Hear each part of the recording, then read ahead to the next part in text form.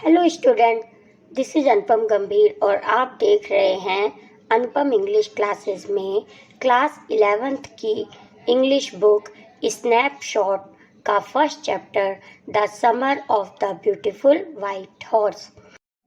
आज के इस वीडियो लेक्चर में the summer of the beautiful white horse की समरी पढ़ेंगे। समरी स्टार्ट करने से पहले इस चैप्टर के जो कैरेक्टर्स हैं उनको देखते हैं। इस चैप्टर में कुछ मेन कैरेक्टर्स हैं और कुछ सब कैरेक्टर्स। मेन कैरेक्टर्स वो होते हैं जो चैप्टर में बार बार आते हैं और सब कैरेक्टर वो होते हैं जिनकी एंट्री चैप्टर में सिर्फ एक ही बार हुई है। स्टूडेंट्स, इस चैप्टर में मेन कैरेक्टर 4 हैं, जिसमें अरम और मुराद 2 कज़न भाई हैं। अरम की एज 9 इयर्स है और मुराद की एज 13 इयर्स है। मुराद एक क्रेज़ी टाइप का पर्सन है जो कि कुछ भी बातें बोल देता है और ऐसा पर्सन कहा जाता है कि हर फैमिली में एक ज़रूर ही होता है। नेक्स्ट है खुसरो अंकल जो आरम के चाचा हैं। नेक्स्ट है जॉन बायरो जो कि एक फार्मर हैं। तो आइए अब इस चैप्टर की समरी स्टार्ट करते हैं। यह कहानी 2 निर्धन आर्मेनियाई कंट्री के भाइयों की है जो कि दोनों गार्गेलिनियाई ट्राइब के सदस्य हैं। इस ट्राइब की यह विशेषता है कि इस ट्राइब के जो भी सदस्य होते हैं वो ट्रूथ और ऑनेस्टी होते हैं। इन दोनों भाइयों के नाम मुराद तथा आरम हैं। एक दिन मुराद आरम के घर सुबह 4 बजे समर सीजन में आ जाते हैं और विंडो पर टैपिंग करते हुए जोर से आरम को आवाज़ लगाते हैं, लेकिन आरम ने जैसे ही विंडो से देखा तो उन्हें विश्वास ही नहीं हुआ और आरम ने आंखें मलते हुए फिर देखा तो मुराद बोले, हाँ, तुम सपना नहीं देख रहे हो। अगर घोड़े की सवारी करनी है तो जल्दी से आ जाओ। लेकिन आरम को विश्वास बिल्कुल भी नहीं हो रहा है कि मुराद एक सुंदर वाइट हॉर्स पर बैठा है। आगे वह यह भी बताते हैं कि बचपन से उनकी घुड़सवारी की इच्छा थी, लेकिन उन दोनों की फैमिली बहुत ही ज़्यादा पुअर फैमिली है और उन दोनों की फैमिली का हॉर्स के साथ लेना देना ही नहीं है। इसलिए उन्हें मुराद पर शक हुआ कि यह सुंदर वाइट हॉर्स मुराद तुमने कहाँ से लिया है। इस पर मुराद ने कोई उत्तर नहीं दिया और बोला, बल्कि कि अगर तुमने हॉर्स राइडिंग करनी है तो जल्दी से आ जाओ।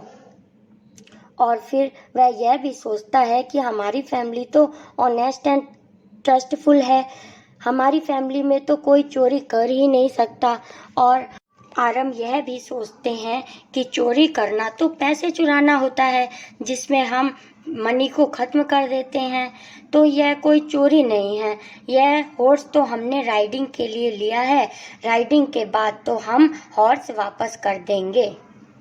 इतनी बात सोचता हुआ आरम मुराद से कहता है, रुको, मैं कपड़े पहन कर आता हूँ। मुराद कहते हैं, अच्छा जल्दी करो। फिर आरम बिल्कुल फिल्मी स्टाइल में खिड़की से कूदकर बाहर आ जाते हैं और अपने चचेरे भाई मुराद के पीछे घोड़े की पीठ पर बैठ जाते हैं। उसके बाद आरम यह भी बताते हैं कि जो उनका घर है वह वॉलनट एवेन्यू के पास ही है और उनके घर के पीछे वाइन यार्ड्स हैं, यानी कि जहां ग्रेप्स से वाइन बनाई जाती है, और आसपास कुछ कंट्री रोड्स भी हैं। और फिर आरम बताते हैं कि वे 3 मिनट से भी कम समय में ऑलिव एवेन्यू पहुंच गए। वे दोनों राइडिंग करते हुए जाते हैं। मुराद तो जोर जोर से गाना भी गा रहे थे। फिर आरम कहते हैं कि तुम अब एक बार उतर जाओ और मुझे अकेले राइडिंग करने दो। तो इस पर मुराद कहते हैं कि तुम गिर जाओगे, घोड़ा तुम्हें राइडिंग अकेले नहीं करने देगा। तो आरम कहता है, नहीं, मैं भी अकेले ही राइडिंग करना चाहता हूँ। तो जो मुराद होते हैं वो घोड़े से उतर जाते हैं और आरम सवारी करने लगते हैं। सवारी करते हुए कुछ देर बाद आरम घोड़े से गिर जाते हैं। मुराद दौड़कर आरम के पास आते हैं और चिल्लाकर कहते हैं कि I am not worried about you. मुझे तुम्हारी बिल्कुल भी चिंता नहीं है। जल्दी करो और वह हॉर्स को पकड़ के लाओ, इससे पहले कि कंट्री के सभी लोग उठ जाएं, क्योंकि वे लोग सुबह 4 बजे घर से निकले होते हैं। उस समय सब सो रहे थे और अब सन निकलने ही वाला है, जिससे कि सब उठ जाएंगे। इसलिए मुराद कहते हैं जल्दी करो और घोड़े को पकड़ कर लाओ। और अब करीब आधे घंटे के बाद घोड़ा उनको मिल जाता है। अब मुराद ने फार्मर फैतिया जियान के सूने पड़े हुए अंगूर के बगीचे में घोड़े को छुपा दिया, वहाँ यान में यानी कि खलियान में, जहाँ घोड़ों को बांधा जाता है। कुछ जई और हरे चारे वाले अल्फाल्फ के सूखे पौधे थे, जिससे कि घोड़ा उनको खा सकेगा। अब आरम घर पहुंचा, जहां उसके अंकल खुसरो उनके घर कॉफ़ी तथा सिगरेट पीने आए हुए थे।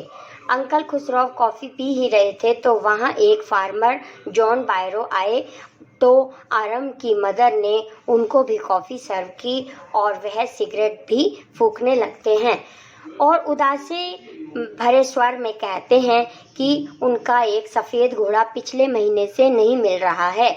इस पर अंकल खुसरो इरिटेट हो जाते हैं और चिल्ला कर कहते हैं कि यह कोई बड़ी बात ही नहीं है। फिर फार्मर जॉन बायरो कहते हैं कि वह घोड़ा मैंने $60 का लिया था और बिना घोड़े के बग्गी का क्या काम, तो इसलिए मैं पैदल चल के यहाँ आया हूँ और मेरे लेग्स भी दर्द हो रहे हैं। इस पर अंकल कहते हैं कि पैसों पर तो मैं थूकता हूँ, और गुस्से से दरवाजे को पटकते हुए बाहर चले जाते हैं। तो आरम की मदर इस पर फार्मर से कहती हैं कि आप गुस्सा मत होइए, जॉन बायरो तो ऐसे ही हैं। एक बार तो बार्बर की शॉप पर ये बाल कटवा रहे थे तो इनका बेटा अरब वहाँ आया और बोला कि हमारे घर आग लग गई है। तो अंकल कहते हैं कोई बात नहीं, नॉट टू हर्ट। इतना सुनकर आरम भागकर अपने कज़न भाई मुराद के पास जाकर सारी बात बता देता है और कहता है कि तुम यह हॉर्स उस फार्मर को लगभग 1 वर्ष तक वापस मत करना, तब तक मैं हॉर्स राइडिंग सीख लूँगा। इस पर मुराद कहते हैं कि अच्छा, तुम एक गॉर्गेलियन फैमिली के मेंबर को चोरी करना सिखाओगे। तो इस पर आरम कहते हैं कि कम से कम 6 महीने तक तो वापस मत करना। इस प्रकार 2 सप्ताह तक ऐसा ही चलता रहता है कि मुराद और आरम सुबह तड़के घुड़सवारी पर निकलते हैं। लेकिन एक दिन उनकी भेंट फार्मर जॉन बायरो से हो जाती है। मुराद ने उनका अभिवादन किया, उनको गुड मॉर्निंग कहा।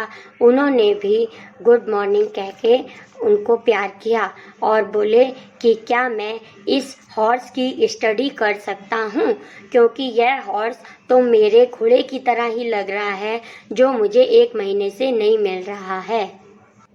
और वह घोड़े की पूरा अध्ययन करते हैं और घोड़े के एक एक दांत को देखकर कहते हैं कि कसम खाकर कहता हूँ कि यह मेरे घोड़े का ही ट्विंस है, लेकिन मेरा घोड़ा नहीं हो सकता, क्योंकि मैं तुम्हारी फैमिली को अच्छी तरह से जानता हूँ। तुम एक ट्रस्ट और ऑनेस्ट फैमिली से बिलोंग करते हो। यह घोड़ा तुम चोरी नहीं कर सकते। और गुड बाय कहकर उनको चले जाते हैं। अगली प्रातः दोनों लड़के घोड़े को जॉन बायरो के हॉर्स यार्ड में छोड़ आते हैं। लेकिन जाने से पहले मुराद घोड़े की गर्दन पर हाथ सहलाकर और अपनी नाक घोड़े की नाक से सटाकर वहां से चला जाता है। फिर उसी दिन 4 बजे जॉन बायरो अपने घोड़ा गाड़ी पर बैठकर आते हैं और कहते हैं कि मुझे मेरा घोड़ा मिल गया है और यह तो पहले से भी अधिक ताकतवर हो गया है। इस पर खुसरो अंकल, जो कि आरम के घर पहले से ही बैठे हुए थे और जो बहुत ही जल्दी टेम्पर भी हो जाते थे, इस बार भी वे बहुत ही इरिटेट हो जाते हैं और चिल्ला कर कहते हैं कि अब तो तुम्हें घोड़ा वापस मिल गया है ना, अब इस पर ध्यान मत दो, पे नो अटेंशन टू इट। इसके साथ ही हमारी चैप्टर की समरी कंप्लीट होती है। की वर्ड मीनिंग देखेंगे। तो चलिए स्टार्ट करते हैं। The first meaning is tribe, a group of people that have same language and custom। ऐसे लोग जिनकी लैंग्वेज और कस्टम यानी कि रीति रिवाज सेम होते हैं, उन ग्रुप को हम ट्राइब कहते हैं। Next is hallmark, the meaning of hallmark is the ability to motivate them. Next imaginable, that you can imagine.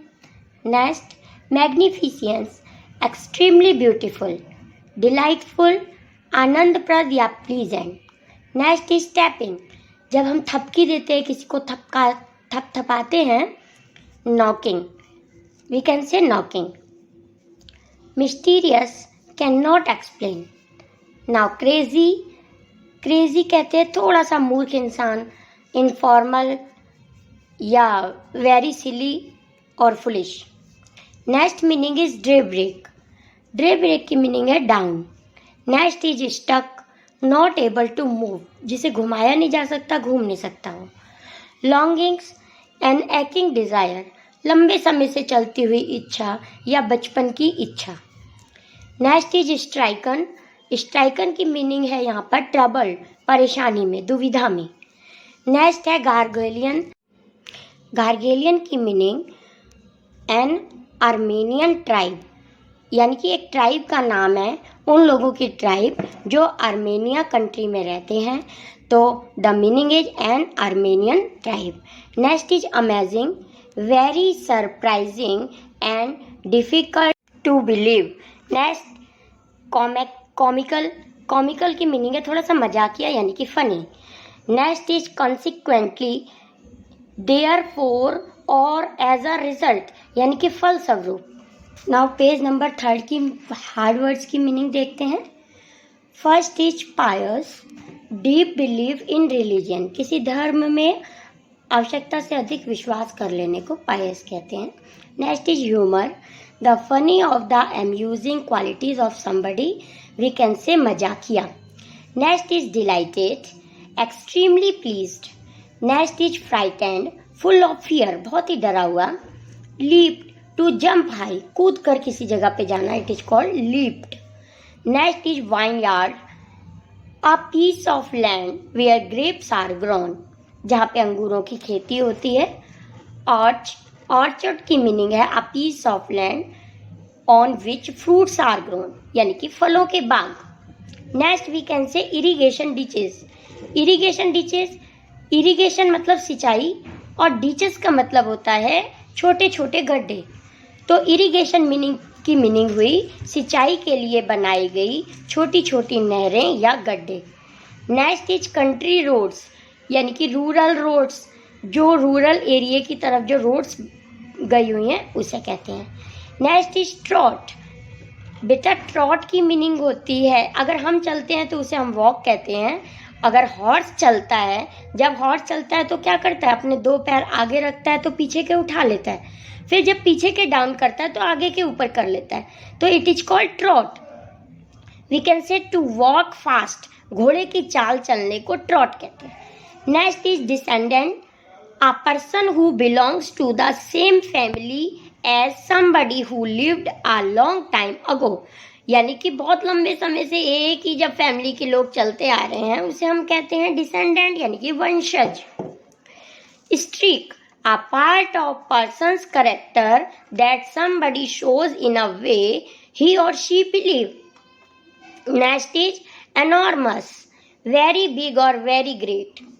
Next is furious, very angry, बहुत ही गुस्सा आ जाना किसी को। temper, get angry very easy, सरलता से क्रोधित होना। irritable, becoming angry easily. Next is impatient, not able to say calm and wait for somebody. Next is capricious, given to sudden changes. Next is vagrant, one who has no residence, जिसका कोई घर नहीं होता, he is called vagrant. Next we come on page number 4. Meaning is sake. The meaning of the sake is you do it in order to help anybody. किसी की सहायता के लिए कुछ कर देना, it is called sake. Next word is snorted. Make a sudden explosive sound through nose, नाक से निकाली गई कोई अजीब सी आवाज को स्नॉटेड कहते हैं, जो आपने चैप्टर के एक्सप्लेनेशन में देखा था, जो हॉर्स ने निकाली थी, चलते समय हॉर्स ने निकाली थी। Burst, a sudden outbreak. Next is fray, violent anger. Now we come on page number 5। Ditch, a narrow canal dug at the side of a road or filled to carry away water। सिंचाई के लिए बनाई गई छोटी छोटी canals यानी कि नहरें या गड्ढे खोद दिए जाते हैं जो सिंचाई करने के लिए, it is called ditch. Leaped, jumped with a great force, कूद कर जाना कहीं पर, it is called leaped. Next word is dawned, to begin to grow light after, रात के बाद जब लाइट निकलने होने लगती है तो इट इज कॉल्ड डाउन, यानी कि सवेरा होना। Next we come on page number 6। Awful, very bad. Next barn, a large farm building used for storing grain, hay और स्ट्रॉ और फॉर हाउसिंग लिवस्टोन। ऐसी जगह, बार्न किसे कहते हैं? ऐसी जगह जो बहुत बड़े फील्ड में, खाली पड़े फील्ड में बीच में एक छोटी सी बिल्डिंग बनाई होती है अनाज वगैरह रखने के लिए या एनिमल्स को बांधने के लिए, जो थोड़ी सी बिल्डिंग सी बनाई जाती है, it is called barn. Now next word is city dweller. शहरों में रहने वाले लोग, सिटी में रहने वाले लोगों को सिटी ड्वेलर कहते हैं। Next word is parlour. Parlour means a sitting room और where somebody come for any purchase or sitting। Next word is sighed sadly, दुख भरी लंबी सांस लेते हुए, गहरी सांस लेते हुए कुछ कहना, it is kind, sign sadly. Next word is surrey, a 4 wheeled carriage, जो लकड़ी की बनी हुई गाड़ी जिसमें 4 व्हील लगे हों, इट इज कॉल्ड सरे। टोंगा भी कह सकते हैं।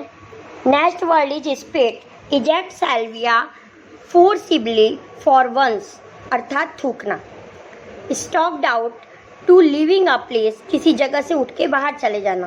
Next word is slamming, an insulting and critical attack. Next word is homesick, if anybody feel unhappy because he away from his home और missing family.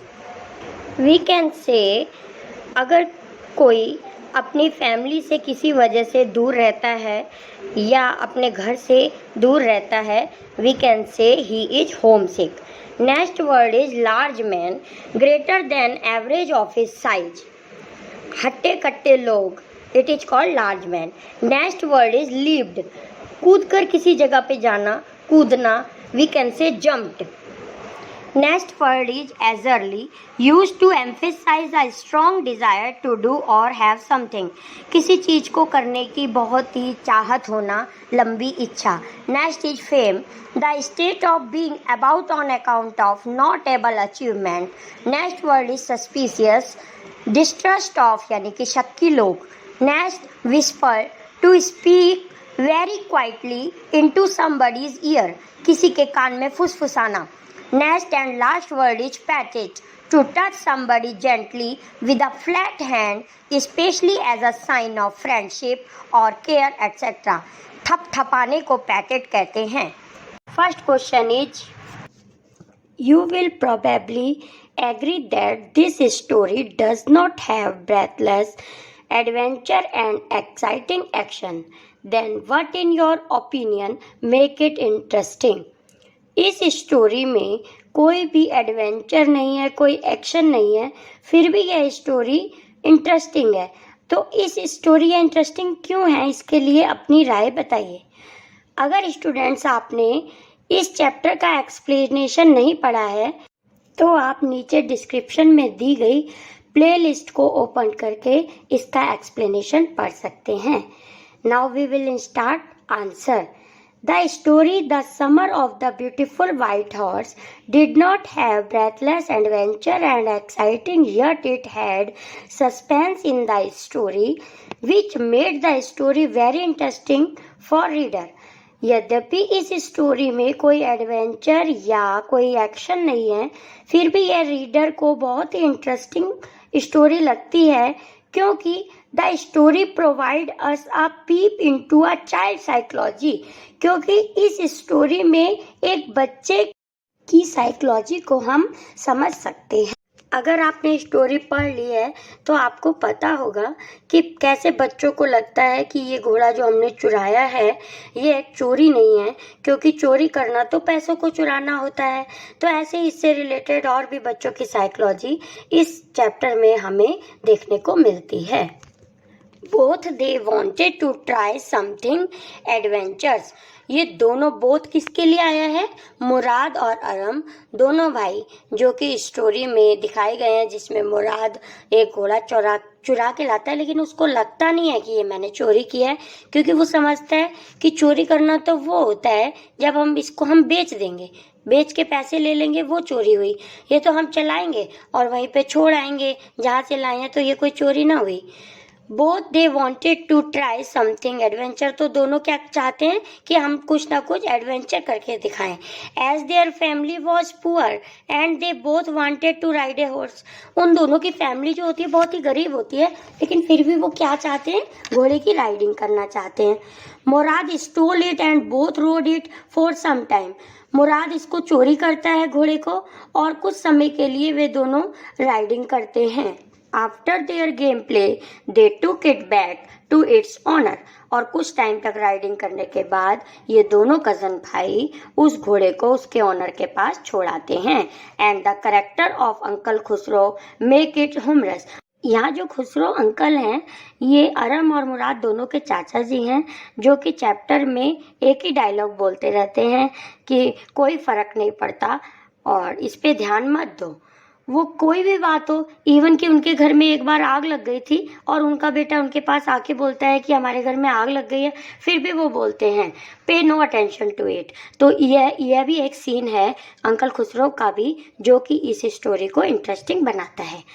So all these elements make the story interesting for reader. तो यही सारे elements हैं, यही सारे तत्व हैं जो हम इस स्टोरी को रीडर को पढ़ने के लिए इंटरेस्टिंग बनाते हैं। Now we come on question number 2. Did the boys return the horse because they were conscience stricken or because they were afraid? क्या जो दोनों लड़के जिन्होंने घोड़े को चुराया था वो उसको वापस कर देते हैं? किसकी वजह से वापस कर देते हैं? क्या उनको अंदर से डर लग रहा था? कंसिक्वेंस, उनके अंदर से आवाज निकल रही थी कि इसको वापस कर देना चाहिए, या स्ट्रिकन, वो बहुत ज़्यादा डर गए थे? तो यही हमें बताना है कि उन्होंने घोड़े को वापस क्यों कर दिया। Now answer is the whole story gives no indication that the boys were afraid of anyone. पूरी स्टोरी में हमें कहीं पर भी यह देखने को नहीं मिलता है कि वो जो दोनों बॉयज थे जिन्होंने घोड़ा चुराया था कि वो डर गए थे। So we can say that the boys were neither conscience stricken nor they were afraid.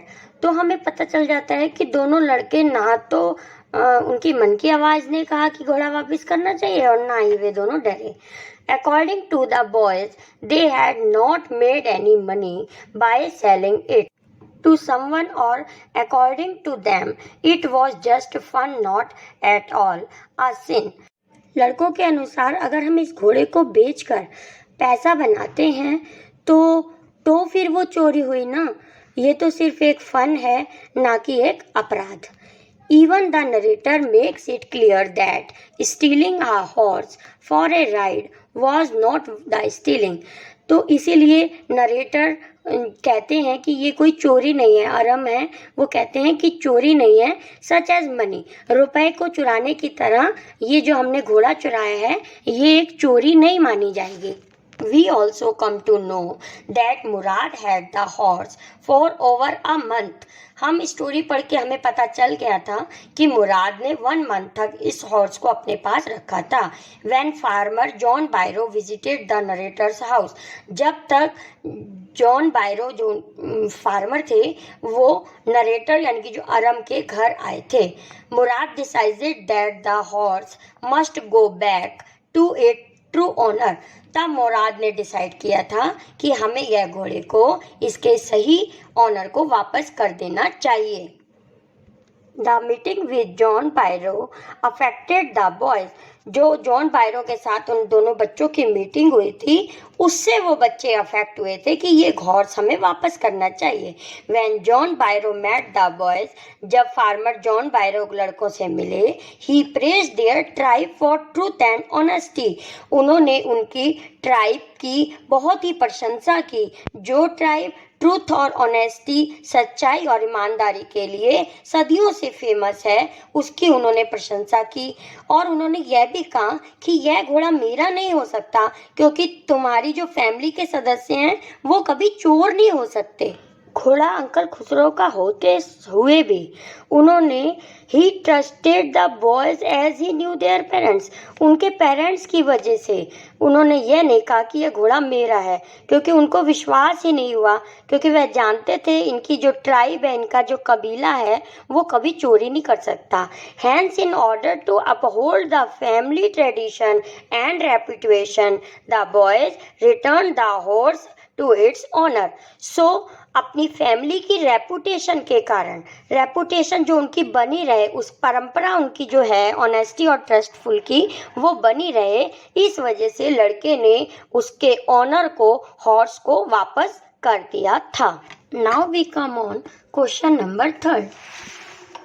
One day back, there in the good old days, when I was 9, and the world was full of every imaginable kind of magnificence and was still a delightful and mysterious dream. The story begins in a mood of nostalgia. Can you narrate some incident from your childhood that might make an interesting story? जब मैं 9 years का था और world भी बहुत ही सुंदर था, इतना इमेजिनेबल था कि जिसको हम वर्णित भी नहीं कर सकते, इतना सुंदर डिलाइटेड था, इतना सुंदर प्लीजेंट था कि जिसको हम वर्णन भी नहीं कर सकते। तो क्या आपके चाइल्डहुड की भी कोई ऐसी स्टोरी है जो आपको, आपकी स्टोरी को इंटरेस्टिंग बना सकती है? इस प्रकार के क्वेश्चन एग्जाम में मोस्टली पूछे जाते हैं कि अपनी कोई चाइल्डहुड स्टोरी के बारे में बताइए। तो वहाँ पे आप अपने चाइल्डहुड से रिलेटेड कोई भी स्टोरी लिख सकते हैं। यहाँ जो स्टोरी मैंने लिखी है आप देखिए। I remembered when I was 10 years old। जब मैं 10 साल की थी मुझे याद है। I use to visit my grandparents home which was located at Dehradun. तो मैं अपने दादी दादाजी के घर गई थी देहरादून में। I would spend my entire summer vacation with them. मैंने उनके साथ अपने समर ब्रेक सेलिब्रेट किया था। We would go to the market to eat ice cream. हम मार्केट जाया करते थे आइसक्रीम खाने। I would also go to the park and enjoy many slides। और पार्क में जाकर बहुत सी स्लाइड्स का भी मैंने यूज किया था। I would also spend my time to watch TV. और अपना टाइम जो है टीवी देखकर भी मैं स्पेंड करती थी। I also join a summer camp there. वहाँ मैंने समर कैंप भी ज्वाइन किया। And my grandma packed delicious lunch for me. और मेरी जो दादी हैं वो मेरे लिए बहुत ही टेस्टी लंच पैक करके दिया करती थी। I always got sad whenever I had to go back to my home to go to school. और जब मेरे वापस स्कूल जाने के दिन आ जाते थे, जब छुट्टियां हमारी ख़त्म हो जाती थी, तो मैं बहुत ही सैड हो जाती थी। Now we come on question number 4। The story revolves around characters who belong to tribe in Armenia. Murad and Aram are members of Gargalian family. Now locate Armenia and Azaria on the atlas and prepare a write-up on the Gargalian tribes. You may write about people, their names, traits, geographical and economic features as suggested in the story। इस story में गार्गेलियन family से related जो भी कुछ show किया गया है वो आपको गार्गेलियन फैमिली के बारे में इस आंसर में दिखाना है। Now we come on answer. The Garogalian tribes. Garogalian kabila. The Garogalian family was an Armenian tribe. जो गैरगेलियन फैमिली थी वो आर्मेनिया कंट्री में रहने वाले लोग आर्मेनियम की ट्राइब्स के लोगों की थी। 11 centuries ago it was the wealthiest family. 1100 साल पहले ये फैमिली बहुत ही अमीर थी। In that part of the world, संसार के पार्ट में से इनको एक अमीर फैमिली माना जाता था। However, now every branch of the Garogalian tribe was living in the most amazing and comical poverty in the world. लेकिन अब वो इतनी गरीबी से स्थिति से गुजर रहे हैं कि उनकी स्थिति को देखते हुए किसी को भी उन पर हंसी आ जाए। कहने का मंश ये है कि अब वो बहुत ही गरीब हो गए हैं जिसकी हम कल्पना भी नहीं कर सकते। These poor people had no money. कोई पैसा नहीं है उनके पास। Nobody could understand where they ever got money enough to keep them with food in their bellies. जबकि उनको यह भी नहीं पता चल पाता कि उनके पेट में खाने के लिए भोजन कहाँ से आ जाता है। कहने का मतलब है कि वो इतने गरीब होते हुए भी उनको खाना मिल जाता है। This tribe were famous for their honesty. यह कबीला अपनी ईमानदारी के लिए बहुत ही प्रसिद्ध था।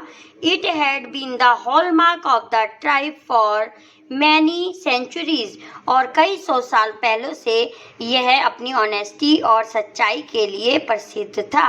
They were proud of their family. उनको अपनी फैमिली और कबीले पर गर्व था। No member of the Gargalian family could be a thief. कोई भी गार्गेलियन फैमिली का सदस्य एक चोर नहीं हो सकता। Question number 1. First question is Who is the writer of the Summer of the Beautiful White Horse? Answer is William Sheridan. Next question is Who is the narrator of the story The Summer of the Beautiful White Horse? तो narrator story के कौन है? अरम। Writer और narrator दोनों में अंतर यह होता है कि राइटर वो होता है जो स्टोरी को लिखता है और नरेटर वो होता है जो पूरी स्टोरी को खुद ही नरेट करता है यानी कि सुनाता है। एंड स्टोरी के राइटर हैं विलियम शेरियन और स्टोरी के नरेटर है Aram. Now we come on question number 3. Murad was dash year old. Murad 13 years के हैं। Now next question is Aram was dash years old. Aram 9 years के हैं। इस स्टोरी में 2 बॉयज हैं, अरम और मुराद दोनों कजन हैं, जिसमें मुराद की एज 13 ईयर्स है और अरम की 9 years. Now next question is cousin of Aram was. Aram का कजन कौन था? Murad. Next question is Murad was considered dash crazy. Murad को बहुत ही क्रेजी समझा जाता था। Next question is who came to a wake up narrator Aram at his home. Aram को उठाने के लिए जगाने के लिए कौन आए थे? मुराद आए। At what time Murad came to wake up Aram. कितने बजे अरम को उठाने मुराद आए थे? Answer is 4 AM. Next question is what was with Murad. Murad के पास क्या था? व्हाइट हॉर्स था उसके पास। Next question is which language Aram and Murad use to speak. Aram और मुराद कौन सी लैंग्वेज बोलते थे? आर्मेनियन लैंग्वेज बोलते थे। Next question is the tribe of Aram and Murad was poor. ये सही है या गलत? तो it is true. Aram and Murad दोनों कजन ब्रदर एक पुअर फैमिली से बिलोंग करते थे। Next question is what was the tribe famous for. उनका कबीला किस लिए फेमस था? Truth and honesty. Next question is for how many centuries the tribe was famous for. कितने सालों से उनकी जो ट्राइब है वो इस चीज़ के लिए ऑनेस्टी और ट्रूथ के लिए फेमस है? 11th century यानी कि 1100 साल पहले से। मुराद हैड स्टोलन द हॉर्स. तो मुराद ने चुराया था या नहीं? Yes, it is true. Next question is who was crazy like Murad in their family. उनकी फैमिली में मुराद की तरह ही क्रेजी और कौन थे? अंकल खुसरो थे। Now we come on question number 16. What was the dialogue of uncle Khosrove. Uncle Khosrove पूरी story में बहुत ही बार एक ही डायलॉग बोलते रहते हैं, वो क्या था? It is no harm pay no attention to it. Next question is 17. What is the name of Murad's father? Answer is Zorab. मुराद के फादर का नाम जोराब था. Now we come on next question. According to Murad, at what age Aram will learn properly to ride a horse? मुराद के according कब तक अरम सही से घोड़ा चलाना सीख जाएगा? At the as of 13. Next question is who was the true owner of the white horse? Horse का ट्रू ओनर कौन था? John Byro. Now we come on question number 20. Which bird was hurt and Murad was trying to repair it? जब अरम मुराद को बुलाने के लिए आया था कि वो जॉन बायरो फार्मर हमारे घर आए हैं, जल्दी से चलो, उस समय मुराद कौन सी बर्ड को जिसको हर्ट लगी हुई थी उसको सही कर रहा था. उस बर्ड का नाम क्या था? Robin. Next question is what name Murad told John Byro of horse? John Byro ने जब पूछा इतने प्यारे घोड़े का नाम क्या है, तो मुराद बोला my heart. Answer is my heart. Next question. What were the hallmarks of Gargalian tribe? उनका हॉलमार्क क्या था? ऑनेस्टी, हाँ था. Trust, yes. Both 1 and 2, yes. Answer is this, both 1 and 2.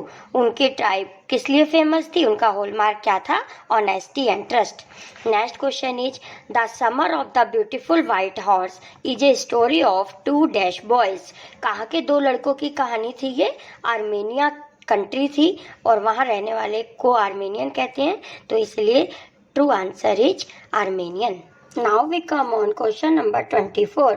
Murad enjoyed being dash more than anybody else. कैसा रहता था मुराद का जीवन? कैसा था? तो वो जिंदा दिली टाइप का व्यक्ति था, तो answer is alive. Next question is what was the first longing of Aram? Aram की बहुत पुरानी फर्स्ट लॉन्गिंग, बहुत समय से चलती आने वाली इच्छा, बचपन की इच्छा. तो बचपन की इच्छा अरम की क्या थी? To ride a horse. Now we come on question number 26. Why could not Aram believe when he saw Murad with the horse? अरम को क्यों विश्वास नहीं हुआ कि मुराद एक घोड़े पर है, घोड़े को लेकर आया है? Because they were too poor to afford a horse. क्योंकि वो इतने गरीब थे कि वो एक घोड़ा नहीं खरीद सकते थे, इसलिए अरम को बिलीव ही नहीं हो पा रहा था कि मुराद एक घोड़े पर है. Next question is how does Aram describe the horse? Aram ने हॉर्स को कैसे डिस्क्राइब किया? Magnificent and lovely, yes. Beautiful white horse, yes. Both A and B, yes. Answer both A and B. None of the above, no, क्योंकि हमें अपना answer मिल गया है, तो right answer is both A and B. Now question number 28. No member of Garoghlanian family could be. कोई भी member गार्गेलियन family का क्या नहीं हो सकता? थीफ नहीं हो सकता, चोरी नहीं करते वो लोग. Next question. Murad was considered the natural descendant of his. Descendant की मीनिंग होती है उसी तरह का, सेम तरह का. और उनकी फैमिली में कौन पर्सन था? अंकल खुसरो थे. Next question is how does describe uncle Khosrove. Uncle का डिस्क्रिप्शन करो, तो वो कैसे थे अंकल? इरिटेबल थे, हाँ थे. वो उनको बहुत ही जल्दी चिड़चिड़ाहट सी हो जाती थी. इम्पेशेंट थे, हाँ इम्पेशेंट भी थे. टेम्पर्ड, बहुत जल्दी क्रोधित हो जाना, इजीली क्रोधित हो जाना. तो all of the above is answer is correct. Next question is what did uncle Khosrove do to stop anyone from talking. किसी को भी बात करते हुए रोक देते थे. क्या कह के अंकल खुसरो किसी को भी रोक देते थे? बाय शाउटिंग एट दम. उन पे चिल्लाते थे, बहुत जोर के बोल के, चाहे वो कुछ भी बोल रहा हो उसको चुप हो जाना पड़ता था. Now question number 32. Murad had been hiding the horse. Murad ने हॉर्स को कहाँ छुपाया था? इन ए बान ऑफ ए विनयार्ड. विनयार्ड, बान में छुपाया था जो विनयार्ड में थी. बान किसे कहते हैं? जो बहुत बड़े से ग्राउंड में छोटी सी बिल्डिंग अनाज या एनिमल्स को रखने के लिए बनाई जाती है. It is called barn. Next question is what was the behaviour of the horse initially. Horse का बिहेवियर कैसा था? It wanted to run wild. पहले उसका बिहेवियर बहुत ही बेकार सा था, कहीं पे भी भाग जाता था। मोस्टली उसने आरम को भी, जितनी बार भी आरम ने राइडिंग करने की कोशिश की तो हॉर्स ने उसको नीचे गिरा दिया था। The correct option is it wanted to run wild. Now question number 34। What sort of understanding did Murad mention with the horse? Murad की हॉर्स के साथ कैसी अंडरस्टैंडिंग थी? Simple and honest. वो हॉर्स के साथ बहुत ही ऑनेस्टिका से व्यवहार करता था। Next, for how long did Murad have the horse before Aram got to know about it? Aram को घोड़े के बारे में पता लगने से कितने टाइम पहले से मुराद के पास वो हॉर्स था? तो 1 month। Correct option is 1 month। Now question number 36। What time did Aram and Mourad ride the horse? किस समय वो घोड़ा चलाते थे? Early morning. Next question is I have a way with farmers who says it to whom? मुझे farmer के साथ बोलने का तरीका आता है। ये किसने किसको कहा था? मुराद टू अरम ने। मुराद ने अरम से कहा था। Next question is John बायरो said a suspicious man would believe his eyes instead of his heart. What does it tell about him? John Byro ने कहा था कि एक शक्की पर्सन को तो अपनी आंखों पे विश्वास हो सकता है, दिल पर नहीं। यह उसने क्यों कहा था? Because he believed in trust and honesty of Garoghlanian family. क्योंकि वो गैरगोलियन फैमिली की ऑनेस्टी और ट्रस्ट के बारे में अच्छे से जानता था। इसीलिए उसने कहा था कि अगर कोई शक्की पर्सन होता तो वो विश्वास कर सकता था कि ये घोड़ा उसी का ही है, लेकिन मैं तुम्हारे फैमिली मेम्बर्स को जानता हूँ, इसीलिए मैं कह सकता हूँ कि ये घोड़ा मेरे घोड़े के जैसा ही है, लेकिन मेरा घोड़ा ये नहीं है। Now question number 39. Why did the horse owner refuse to believe that the boys had stolen his horse? Owner ने ये क्यों इनकार कर दिया कि यह घोड़ा उसका नहीं है? Because there family was known for honesty. क्योंकि जो बॉयज़ की फैमिली थी, उनकी जो ट्राइब थी, वो ऑनेस्टी के लिए फेमस थी। Next question, when did the boys return the horse? घोड़ा उन्होंने कब वापस किया था? After they met with John Byro. जब वह जॉन बायरो से मिले थे और उसकी बातों से इम्प्रेस हो गए तो उन्होंने घोड़ा वापस कर दिया था। Question number 41। After the horse was stolen and return it became. जब उन्होंने घोड़ा वापस कर दिया तो घोड़ा कैसा हो गया था? Strong and better tempered. घोड़ा पहले से अधिक स्ट्रॉन्ग और अच्छे व्यवहार वाला हो गया था। Quiet man quiet, your horse has been return, who said this? रुको रुको, अगर ये आदमी रुको, अगर तुम्हें अपना घोड़ा मिल गया है अब तुम चुप हो जाओ। तुम्हें अपना घोड़ा वापस मिल गया है ना? यह किसने बोला था? यह बात अंकल खुसरो ने बोली थी। क्योंकि कोई कुछ भी बोल रहा था तो वैसे उनको चुप करा देते थे अपनी बात बोलकर। Question number 43। व्हाट आइडिया और theme does the summer of the beautiful white horse एंटेल्स? Answer is all of the above. क्योंकि वो उनकी फैमिली कैसे जानी जाती थी? ऑनेस्टी भी थी, ऑनर, ट्रस्टफुल थी। All of the above is the correct answer. Question number 44। When the horse is return to John Byro it is tired, run down and sickly. जब उन्होंने घोड़ा वापस किया तो घोड़ा बहुत थका हुआ था और बहुत ही भाग जा रहा था और बीमार था। No, it is false. Answer is false. Next question, in the story, Aram is considered to be reasonable while Murad is considered to have a crazy streak. Yes, this statement is true. Next question, who is narrating the story? Narrator कौन है story का? Aram. Next question is, was John Pyro happy after finding his lost horse? John Pyro अपने horse को पाकर बहुत खुश हुए थे। Yes, true. Answer is true. Did dogs bark on Murad? Answer is no. Next question is, who was the true owner of the horse? True owner कौन थे horse के? John Byro. Next, what was uncle Khusro customary line? Uncle Khusro की customary line क्या थी जो वो प्राय use करते थे? It is no harm, pay no attention to it. Next, for how long did Murad have the horse before Aram got to know about it? Answer is 1 month. Now we come on question number 52. Dash learn to speak Armenian out of loneliness, अकेलेपन के कारण किसने Armenian की language सीख ली थी? Answer is John बायरो।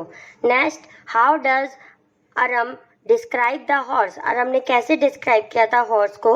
Magnificent, lovely, beautiful, white horse, all of the above. Answer is all of the above. Next question is which is the same meaning of elegance, elegance की meaning same क्या है? Magnificence, यानी कि extremely beautiful. Next is make it quick if you want to write, जल्दी करो अगर आप right करना चाहते हो। What is the meaning of make it quick? Come fast, इसकी मीनिंग है जल्दी आ जाओ अगर आप राइट करना चाहते हो। Next question is what is the synonym of terrified, terrified का सिनोनिम है frightened. Next is Aram lived at the as of town on, Aram कहाँ पे, कौन से टाउन में रहता था? किनारे पे, बिल्कुल टाउन के किनारे में। कहाँ रहता था? Walnut avenue. Answer is walnut avenue. Next question is in less than 3 minutes they were on dash and horse began to trot, वे 3 मिनट से भी कम के समय में कहाँ पहुंच गए जहाँ हॉर्स ने ट्रॉट करना शुरू कर दिया? घोड़े की चाल को ट्रॉट कहते हैं। तो वे कहाँ पहुंच गए थे? Olive Avenue. रहते कहाँ थे आराम? Walnut Avenue. और 3 मिनट से भी कम के समय में वो कहाँ पहुंच गए थे? Answer is olive Avenue. Next question, who was one of the craziest person of their family, उनके फैमिली में सबसे क्रेजिएस्ट कौन था? मुराद। Now we come on question number 60. Murad was considered the natural descendant of the crazy streak in our tribe. Before him was, तो सबसे craziest कौन था? जो पिछले क्वेश्चन में आपने देखा, मुराद। लेकिन मुराद से पहले उनकी फैमिली में क्रेजिएस्ट कौन था? क्रेजी पर्सन कौन था? Uncle Khosrove. Next question, who was an enormous man with a powerful head of black hair and the largest moustache in San Joaquin Valley, San Joaquin Valley में बड़े बड़े बालों वाला बड़ा सा पर्सन, ब्लैक हेयर और जिसकी मुस्टाच है, बड़ी बड़ी मूछें वाला पर्सन कौन था? Answer is uncle Khosrove. Next question, what was the name of uncle Khosrove son, uncle Khosrove के बेटे का नाम अरक था। Answer is Arak. Next question is who said to home get down I want to ride alone, तुम नीचे उतर जाओ मैं अकेले राइड करूंगा, किसने किससे बोला था यह sentence? Mourad said to Aram. Next, how long it took him to find the horse and bring him back, कितनी देर बाद मुराद को घोड़ा वापस मिल गया था? वह वापस कितनी देर में लेके आ गया था? Half an hour. Now we come on question number 64. Described barn was at one time had been the pride of a farmer named. जिस बाण में उन्होंने घोड़े को छिपाया था उसके फार्मर का नेम क्या था? Fetvajian. Next question, why did uncle Khosrove visit Aram's house, uncle Khosrove Aram के घर क्यों आते थे? फॉर कॉफी एंड सिगरेट पीने के लिए। Now next question is how did John Byro check the horse, John Byro ने घोड़े की चेकिंग कैसे की? टूथ फॉर टूथ, उसका एक एक दांत देखा।